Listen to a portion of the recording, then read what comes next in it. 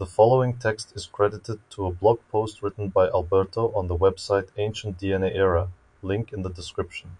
Origins and Spread of Indo-European Languages. An alternative view. After over 5 years of being away without officially leaving, I finally got around to write a closing post for this blog, and unsurprisingly it deals with the Indo-European question, which has been the main focus of ancient DNA studies and the subject has brought the most interest to the people who followed them. I thought I'd never have to write this post, since back then, when I stopped writing, things were already clear enough, and it should have been a matter of months that the mainstream publications would have written what I'm going to do now. However, 5 years down the line this is still pending, and many linguists have been trusting that the current mainstream view is essentially proved, and that they had to adapt their theories to those findings. When I found out this some 2 to 3 years ago is when I first thought to write a final post about the subject, and that brings me to the main purpose of this post. It's written mostly for linguists working on the history of languages, not for people interested in ancient DNA studies. This is because the latter can already make up their own minds about the interpretation of the findings, while the former are largely dependent on the interpretation and conclusions that they are given by those writing the studies.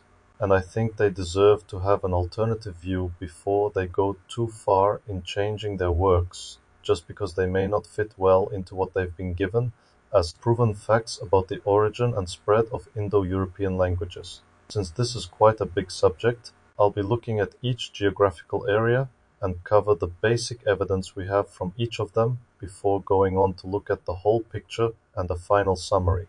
And ultimately, as it's been the case with all the previous posts on this blog, it will be in the comments section where there will be further discussions and details about all of the things mentioned in the post. So stay tuned for those and feel free to participate in them with any questions or thoughts so that we can all get a better understanding available and its interpretation. Europe. We'll start with this area of the Indo-European speaking world, which is probably the easiest to understand, but unfortunately the ancient DNA studies have not been able to explain it the way that both historians and linguists would require in order to understand it in a way that is useful for them. Here we'll try to address that issue and explain the historical reality of the region on a population basis. The Upper Paleolithic in Europe has been explained well enough, basically showing the discontinuities between different periods. The old idea that the earliest anatomically modern humans that populated Europe are the ones from whom modern Europeans mostly descend from, often Basques being cited as the most direct descendants of the Cro-Magnon people, has been thoroughly disproved. All of those early populations went extinct, and the last one to arrive did so probably just before the last glacial maximum some 25 to 22,000 years ago, and was not associated at the time with any specific culture until the epigravation from after the LGM, mostly from Italy.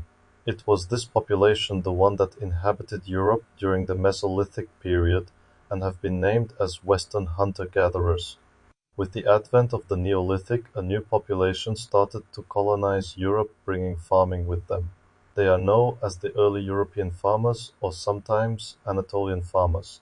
Their expansion throughout Europe was slow, but they eventually populated most of Europe, replacing the Mesolithic Western hunter-gatherer populations that preceded them. However, throughout this long period, and as they further ventured deeper into Europe, the farmers did get increasing levels of admixture from those Western hunter-gatherer populations, reaching levels of up to 25% of Western hunter-gatherer genes in their Anatolian farmers' genomes. However, by the end of the Neolithic, another big event happened at the population level in Europe, and it is the most crucial one for the purposes of this post and the one that has not been very well explained so far. Depopulation and repopulation of Northern and Western Europe.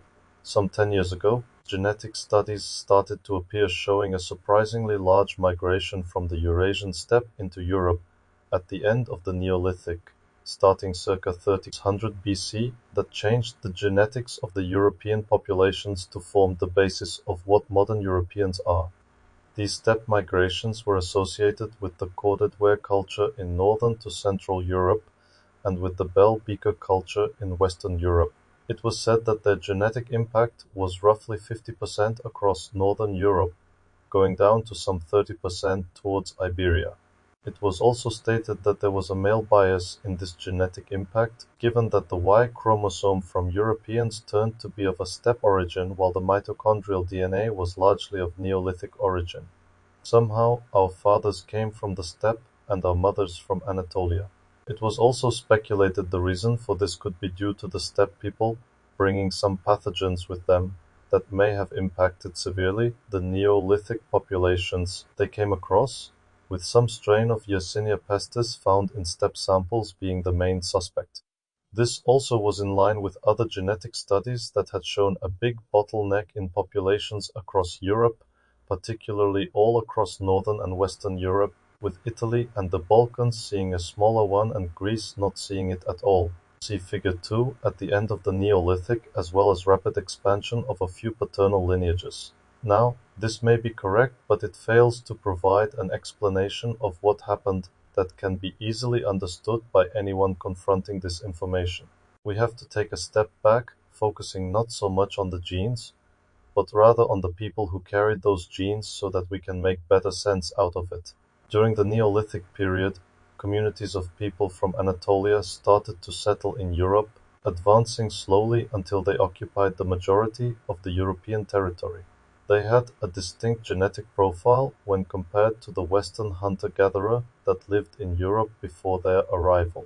This applies both to the autosomes as well as their uniparental markers. The most prevalent paternal lineages were the ones under the G2A branch.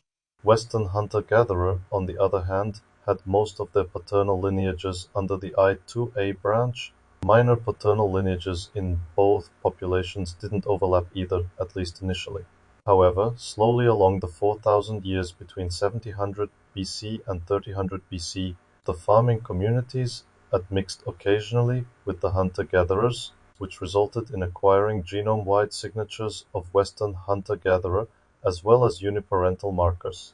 Interestingly, the Western hunter-gatherer paternal lineage I2A, once it entered the farmer's gene pool, it rose in frequency to the point that by the end of the Neolithic, it had become the most common one among farmers, relegating their original G2A to a second place. This pattern usually points to some sort of selection, though in this case the reason is unclear, and for the purposes of this post, irrelevant anyway. Then around 3000 BC something happened throughout Europe, affecting specially all of the northern and western parts of it, and causing a big population collapse. The reasons for this are unknown, could be a change in the climate, the end of the warm period known as the Holocene climate optimum, that triggered another series of events that could include hunger, due to the lack of crops, disease, increase of violent conflicts, etc. But once again, the reason is not really relevant for the purpose of this post. Suffice to say that the Neolithic population across Europe got severely decimated, with many areas becoming completely depopulated. Meanwhile, in the North Pontic steppe, small populations of pastoralists had started to thrive with their mobile economy that was not based on crops, but instead on animal husbandry. These types of populations have proven to be more resilient to the sort of changes that greatly affect the larger, more densely packed and sedentary ones that rely heavily on crops. They're also much more mobile and can occupy the territory much faster if the conditions allow for it. And this is basically what they did when the Neolithic communities from Europe collapsed. These steppe populations had originated probably in the North Caspian shores, maybe when they started to have domesticates in the mid-late 6th millennium BC, if not earlier, but it was not until they moved west to the North Pontic region and the conditions allowed for it. The invention of wheeled vehicles circa 3500 BC seems to have been a crucial factor, though pulled by oxen since they didn't have horses, as once believed that they started to expand very successfully.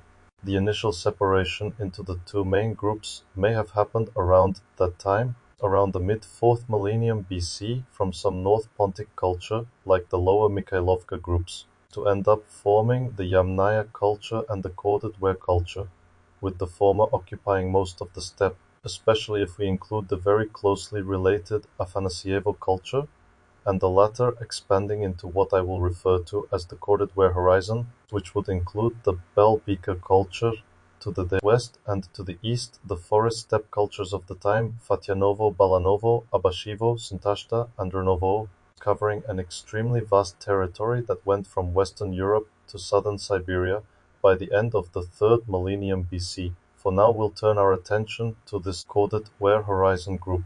The Corded Ware horizon people separated from the other main steppe population by heading north and leaving the steppe for the forest steppe. While the exact place and time of their initial steps is not known so far, we do know that they started to expand circa 3000 BC, reaching the Baltic Sea, and moving west to Central Europe, where they appear around 2800 BC. During this initial expansion, they encountered a few areas where the Neolithic populations had not died out completely. And the reason why we know this is because the steppe populations started to show admixture from those Neolithic farmers, and we know that this admixture came from incorporating early European farmer females into their communities. We don't know the details of how these foreign females were incorporated, nor their exact status in these steppe communities. But we do know that their offspring must have had the exact same status as the rest of the people in the community, since there's no genetic difference across these communities, where the foreign genes were spreading equally among the whole community. Population growth must have been a priority for these small steppe communities, probably because the conditions they were finding allowed such growth. They were successfully populating vast, largely depopulated areas that they could exploit, and it seems that whenever they had the chance to incorporate females from the few Neolithic communities they found along the way, they did so in order to increase the growth rate.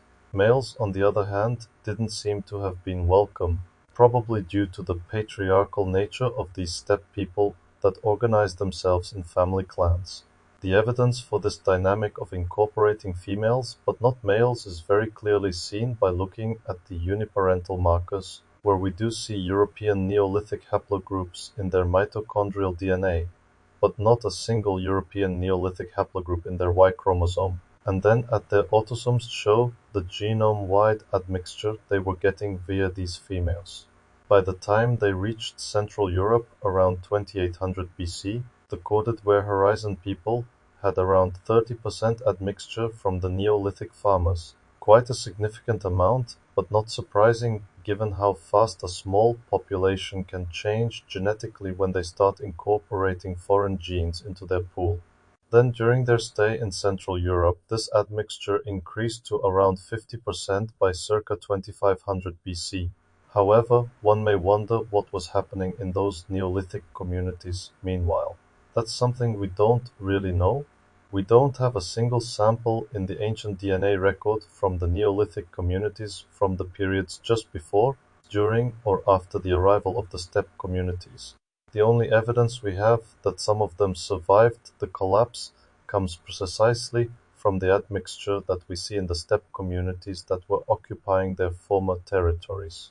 So essentially, a few of the Neolithic communities lived just long enough to see the steppe ones arriving and acquiring females from their communities before they died out completely. We don't know if it was this borrowing of females from the steppe groups what precipitated their final extinction.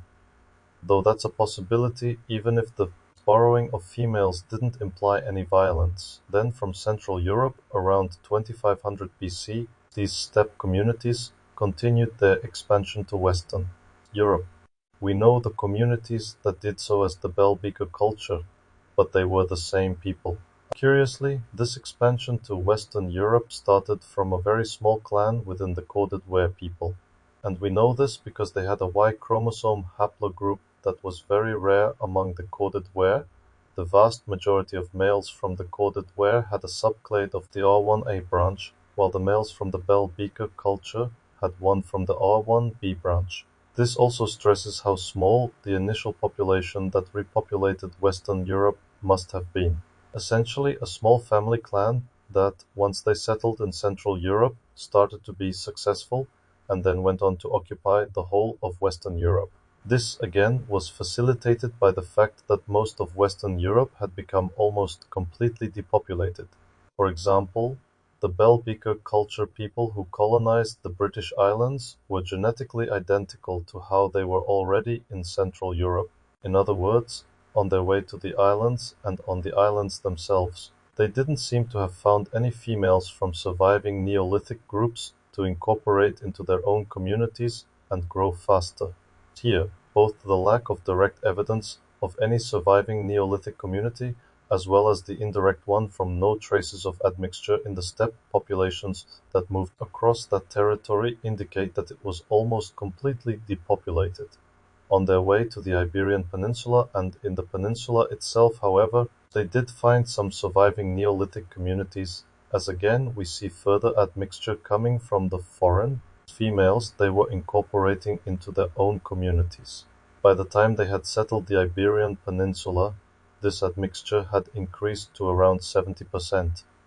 But again, we have no direct evidence of these surviving Neolithic communities from the time when the steppe people arrived. It's just the indirect one that allows us to know that they must have been there, even if it was quite shortly once the steppe people arrived. If the arrival of the steppe people is what precipitated their extinction is something that, once more, we don't really know, but it seems plausible. What all the process described in the above paragraphs basically means is that Northern and Western Europe were completely repopulated by people who came from the steppe, by communities, clans of people that came from the steppe. This was not a 50% replacement of the previous Neolithic population. It was a 100% replacement. Every single Neolithic community died out before or at the time the steppe communities arrived. The fact that some of the genes from early European farmers survived does not have any historical, and therefore linguistic, relevance. The people, the communities of people with their culture and language that populated all of these parts of Europe were originally from the steppe, all of them. We don't have evidence of even a single exception. The paternal lineages from the Neolithic people disappeared simply because the Neolithic communities of people disappeared. Thus, after this expansion throughout the 3rd millennium BC, we have the Corded Ware horizon people all the way from Western Europe to the Altai Mountains of South Siberia, and they were the sole occupants of all that area. Basically a big family very closely related to each other and without any discontinuity in their occupied territory, which means clearly that they all spoke the same language, and probably that the divergence between the language spoken by someone in Ireland or Iberia and someone in southern Siberia circa 2000 BC was not very large, which takes us to the next question about which language was that.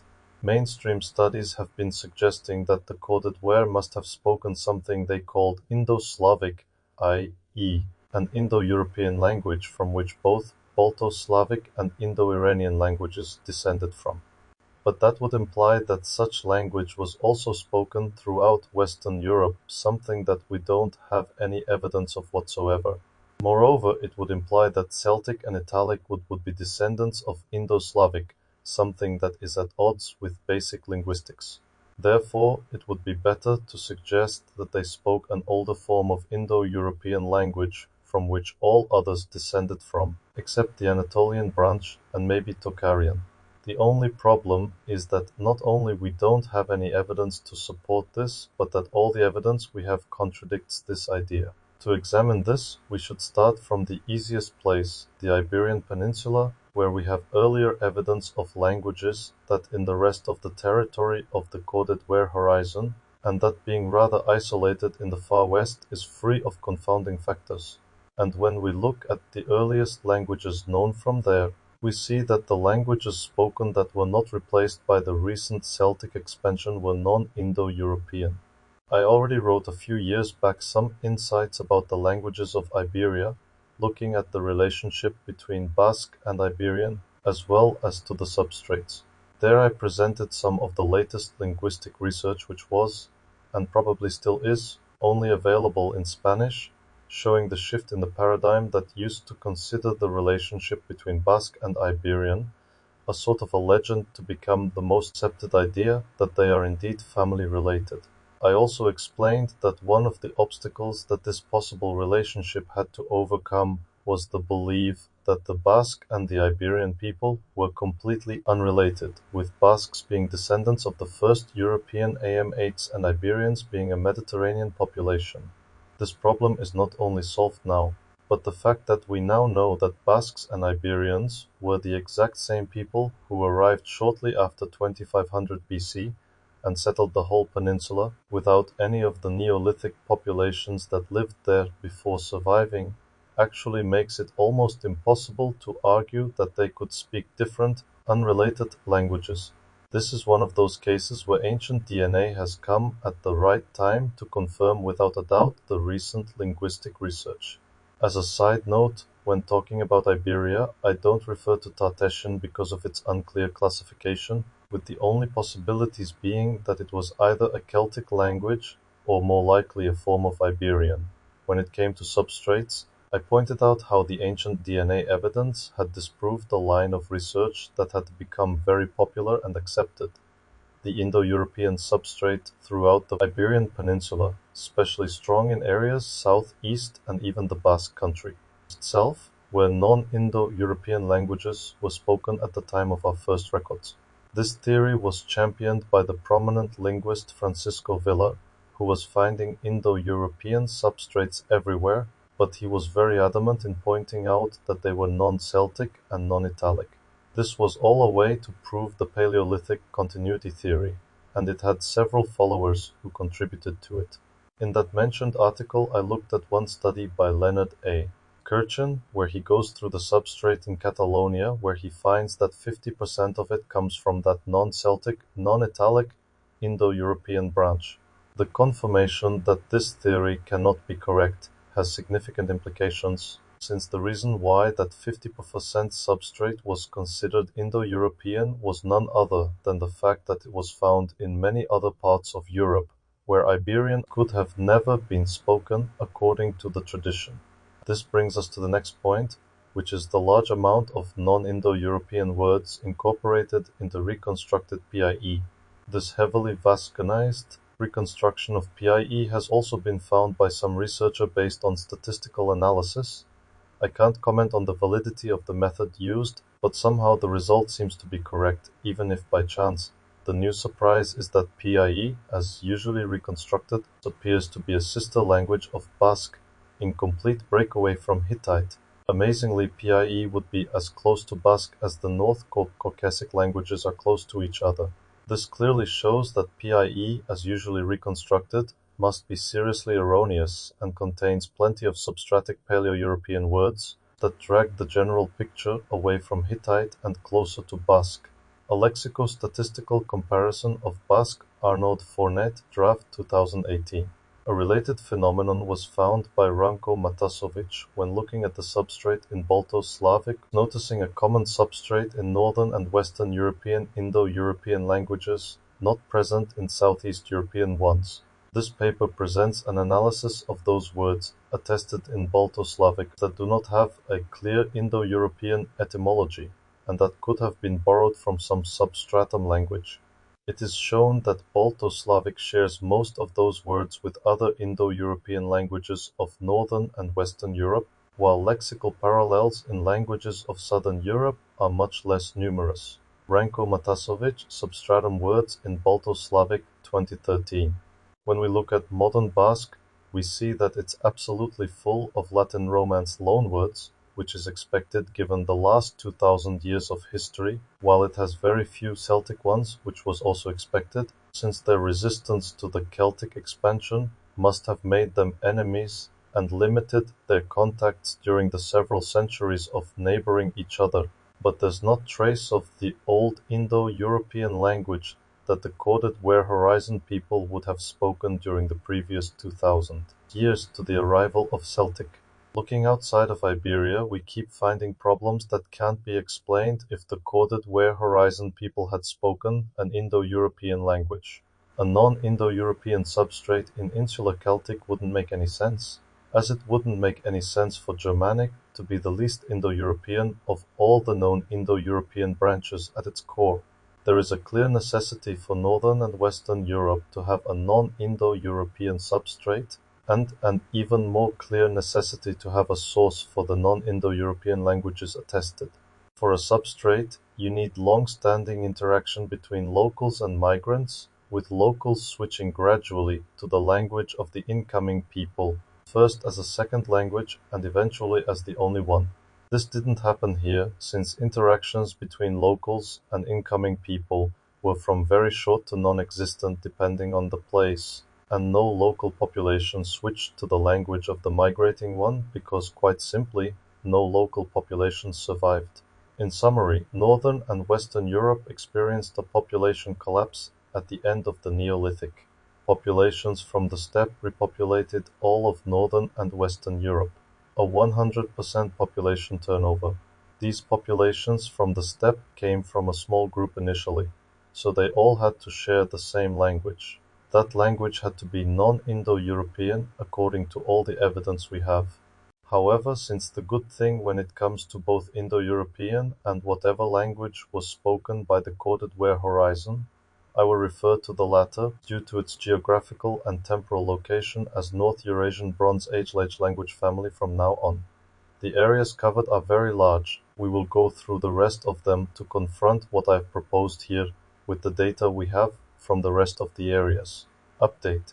This study published a year ago about the Neolithic in Denmark shows quite clearly what I explained above. They find a near total replacement first between the Mesolithic and the Neolithic, with low, if any, input from local hunter-gatherers.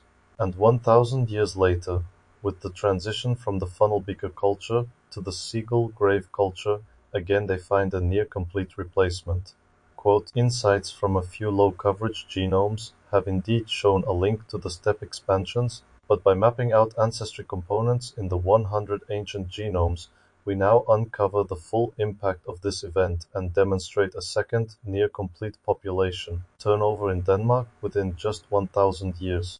This genetic shift was evident from PCA and admixture analyses, in which Danish individuals dating to the SGC and Late Neolithic and Bronze Age cluster with other European Late Neolithic/Early Bronze Age individuals and show large proportions of ancestry components associated with Yamnaya groups from the steppe. Figures 1 and 3, an extended data figure. 1. We estimate around 60–85% of ancestry related to steppe groups, with the remainder contributed from individuals with farmer-related ancestry associated with Eastern European GAC at 10–23%, and to a lesser extent from local Neolithic Scandinavian farmers at 3–18%. They also find that the overlap between both populations was likely very short. End quote. The age of the Gerald skeletons matches the earliest example of steppe-related ancestry in our current study, identified in a skeleton from a megalithic tomb at Neolithicus. We estimated around 85% of steppe-related ancestry in this individual, the highest amount among all Danish Late Neolithic/Early Bronze Age individuals. Notably, NEO 792 is also contemporaneous with the two most recent individuals in our dataset showing Anatolian farmer-related ancestry without any steppe-related ancestry, testifying to a short period of ancestry coexistence before the FBC disappeared, similar to the disappearance of the Mesolithic Ertugrul people of hunter-gatherer ancestry 1,000 years earlier. In contrast to Northern and Western Europe, Italy didn't experience a complete collapse of the Neolithic population. It's likely that several areas got severely decimated or even completely depopulated, but Neolithic communities still persisted during and after the arrival of the people from the steppe. Therefore, the picture we have is quite different, with two populations of different origin inhabiting the area during the Bronze Age. From a linguistic point of view, this would mean that two language families may have been used along the Bronze Age, one from the early European farmer and the other one from the Corded Ware horizon. The picture we get by the Iron Age, when we start to have evidence of the languages spoken in continental and peninsular Italy, is analogous to what we see in Iberia, all the populations that didn't switch to the recently arrived Celtic and Italic languages spoke a non-Indo-European one. We don't have any traces of an Indo-Slavic language or any other old form of Indo-European that could be attributed to an arrival circa 2500 BC. Looking at the genetics, we have samples from Etruscan and Italic speakers from central Italy, and they are both more or less identical, and both largely descend from the Corded Ware horizon people, not 100% as in northern and western Europe, since in Italy they didn't mix further with the early European farmer that lived on along the Bronze Age. In other words, while no conclusive evidence can be learned from Italy alone, it's all compatible with what we've seen in the previous section. To clarify, the Etruscan language itself could either come from the Corded Ware horizon or from the early European farmer. This is ultimately a linguistic problem. Note, as I was writing this, a new study with samples from Iron Age Piscenes from Novillara and Pesaro North Piscine speakers, a poorly attested and controversial language, has been published. No surprises, as the samples resemble the above-mentioned ones, being largely of steppe origin. Update. As a side note, and for the sake of completeness, a short note about Sardinia. Modern Sardinians are outliers among the European populations in that they derive most of their ancestry from the early European farmer that colonized Europe from Anatolia during the Neolithic. However, ancient DNA does not show a complete continuity since the Neolithic. We have samples from the Bronze Age that have steppe origins. The contacts between Sardinia and the Mediterranean coasts of Iberia, France and Italy is then proved by these samples, though even without them it would still be reasonable to think that there were long-standing contacts between Sardinia and those other areas that were inhabited by Corded Ware horizon people. Therefore, it would be a mistake to assume that Paleo-Sardinian must be a language that came from early European farmer based on the modern DNA. It may well be from that source, but it may as well be a North Eurasian Bronze Age language borrowed from the neighboring regions of mainland Europe. Once more, this is just a linguistic problem since DNA allows for both options to be possible. Southeastern Europe, unlike the rest of Europe, the Balkans didn't see any migration from the Corded Ware horizon people. Instead, it was the sister branch, the Yamnaya people, who moved into the Balkans in the period from circa 3200 BC to 2500 BC as in Italy. The Balkans didn't see a full collapse of the Neolithic populations, but probably the northern parts of them did see a significant decimation in the Neolithic people that facilitated the arrival of steppe populations. The southern parts remained fully populated by its Neolithic inhabitants along the 3rd millennium. It's hard to estimate accurately the impact of the steppe migrations in the Balkans due to not having enough samples so far, but in general we can say that it was significant but relatively modest compared to the rest of Europe. After 2500 BC, it's likely that no new migrations occurred from the steppe, and the steppe people who were already in the Balkans must have started to mix with the local populations. From a linguistic point of view, what is remarkable at first sight is that we don't have any surviving non-Indo-European language in mainland Southeast Europe, even though it's the area where languages could be attested earliest compared to the rest of Europe.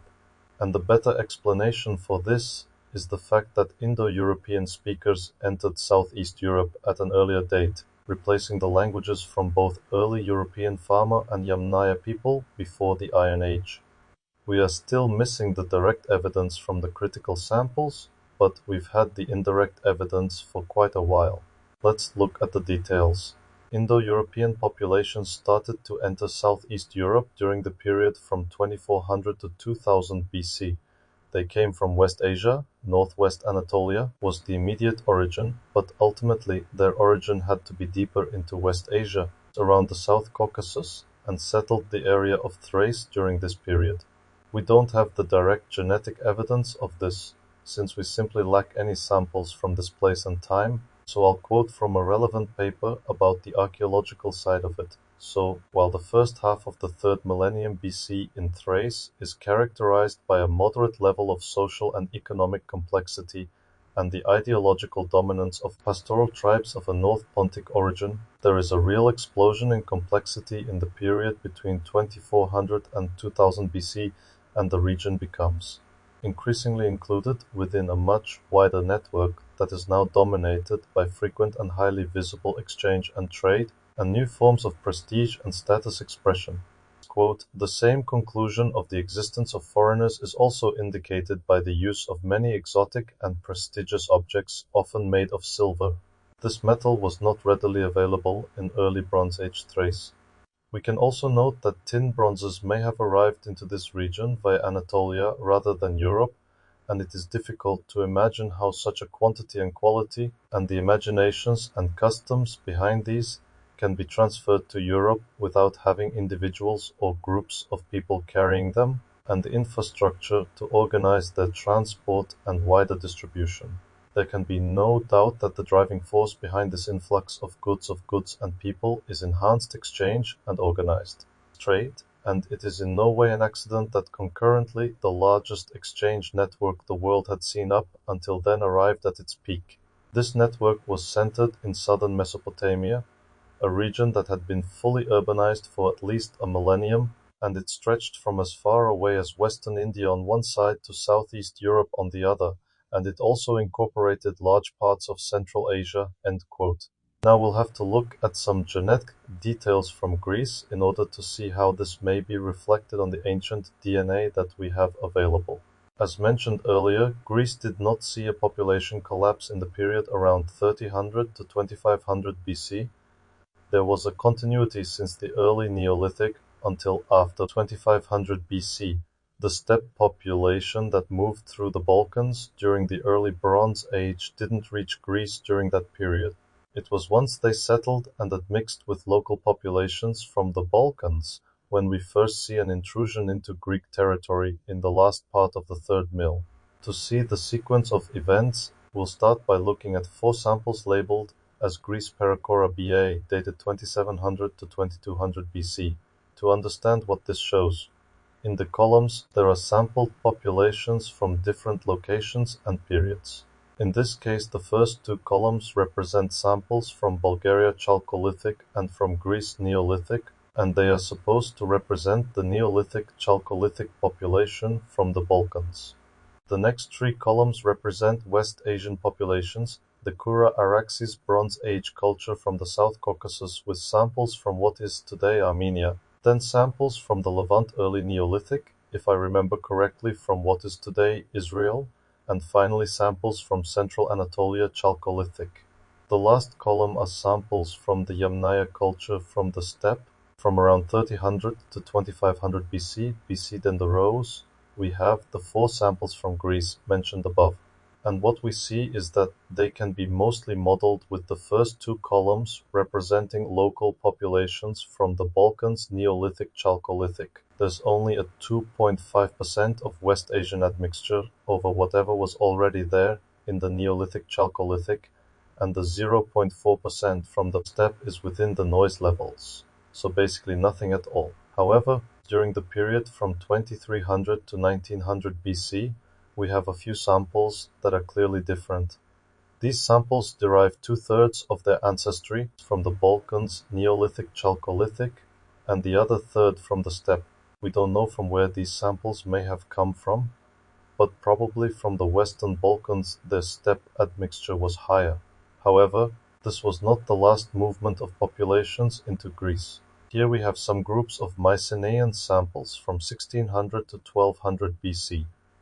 Here we see that Mycenaean Greeks have 20% ancestry from West Asia that was not present before their arrival, indicating a very significant change in the population somewhere between 1900 BC and 1600 BC. This Mycenaean type of ancestry is the one that persisted during the classical period, as we can see from these other 2 samples from the Greek colony in northeast Iberia of Empúries, dating one to around 750 to 400 BC, and the other one around 350 to 200 BC.